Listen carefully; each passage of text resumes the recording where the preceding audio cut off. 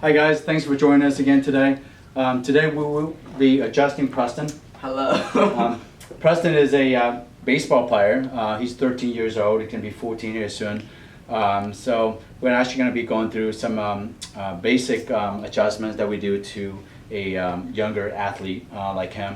Most people just assume that younger patients automatically have good range of motion, but that's not always the case. Typically they are more flexible now than they would be when they get older, but that doesn't necessarily mean that they actually have good range of motion, particularly when they're playing sports that have a lot of repetitive movements that they always put themselves through. And in his case, he plays baseball year round, so we always are concerned about the shoulders and the elbows, and also too, any athletes we're also going to be checking how the pelvic and the hips are. So today we're actually going to adjust Preston from top to bottom and kind of show you guys how we work on kids. So before we get started, we're actually going to check out Preston's range of motion first, and then we'll walk you guys through on how we adjust the cervical spine all the way down to the hips and the pelvis. So go ahead and turn to your right side for me as far as you can. So we're going to be checking for his range of motion here on rotation. Go to the left. Good. Now again, most of the time, young people, they have pretty good range of motion, rotation-wise, and also on the lateral bend. Now, when we get older, most of our older patients actually have a lot of issues bending the neck from right to left. Preston does have some restriction on the lateral bend here too. Typically, what I see in a lot of our older patients, the first range of motion that's lost is actually not the rotational components, but actually is the bending component. And also too, it's not coincidental that at the same time that also leads to early degeneration that comes through. And typically you can see that from the lack of lateral bending from side to side in the neck. So, so if you are going to take anything away from this, when you're stretching your neck out, always have to remember to do some lateral bend, okay, to check and see if your range of motion is lost or not, right? So with Preston here, since we've already have examined him, we're going to go straight to showing you guys how we adjust the neck.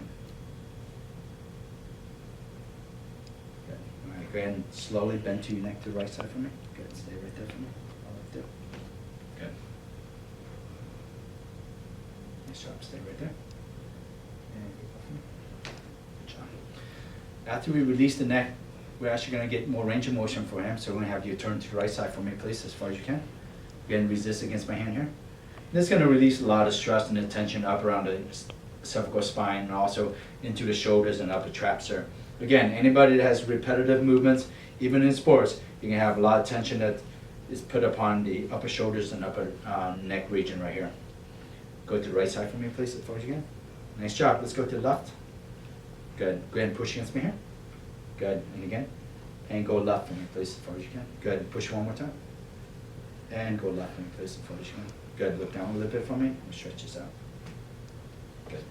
All right. The next thing we're going to do for Preston is have him go face down, and we will be addressing his upper back for him. Now, on the upper back, I always look for symmetry on the spine when looking at the upper back, and particularly in this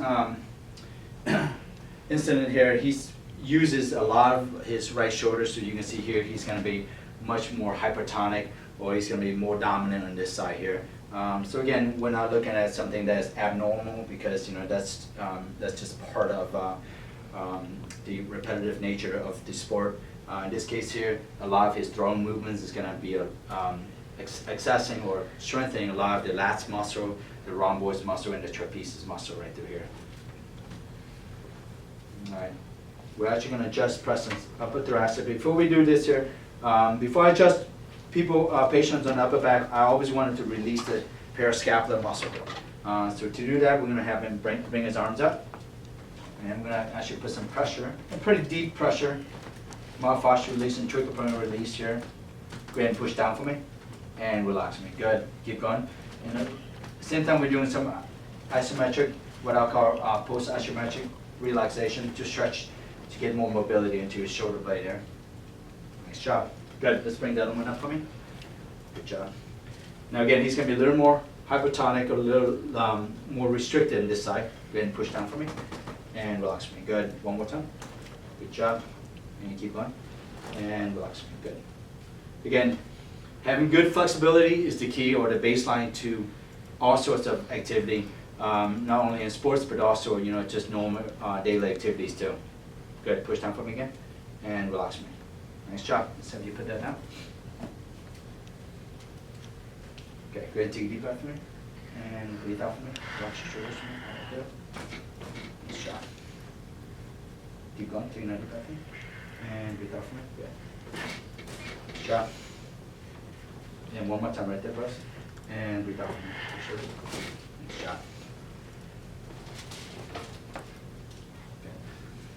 This is probably going to be his least favorite thing that we do for him. We will be releasing the shoulder blade for him. In this case here, we're going to be releasing the lateral portion. It's where the infraspinatus and the teres muscle, which are part of the rotator cuff muscle, that we will be releasing. Typically, this can be pretty painful for most of our patients. In this case, it's not going to be very pleasant. So again, he's using this area a lot. And again, it's important for kids who play repetitive, to have a lot of repetitive movements to release these guys and not wait till they have a lot of pain. So as you can see, he's in a lot of pain here or little discomfort as we're trying to release this muscle here. And I'm not really putting that much pressure either, so again, relax your arm here. So again, we're releasing the lats, the infraspinatus muscle, the teres muscle that goes all the way up to the shoulder here, to the captive shoulder here. Nice job, good. And good. Let's have you relax your arm, bring this into external rotation, good. All right, nice job.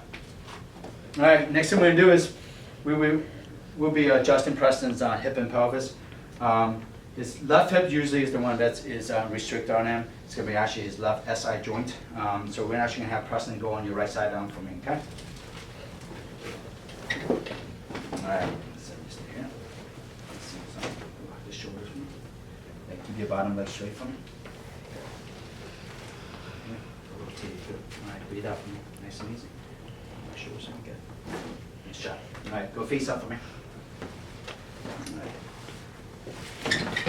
So after addressing the pelvis region and the SI joint, next thing we're going to do for Preston is to stretch out his hips. All right. A lot of people don't realize that hip and pelvis are our foundations for the lumbar spine. So I always believe that when you have good mobility in your hips and good mobility in your pelvis, it's going to help to release the low back much better. So with him, I'm going to bring this all the way up.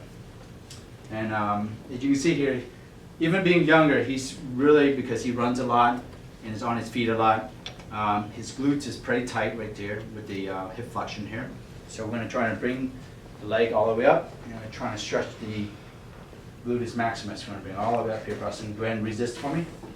And relax me. Good. Bring it up. Good. Keep going. Push up for me. And let go. All right. All the way through. Keep going. Push up again for me. And relax me. Good. And typically when we release that, you can see when I bring this knee up, goes up towards the abdomen much easier. Okay?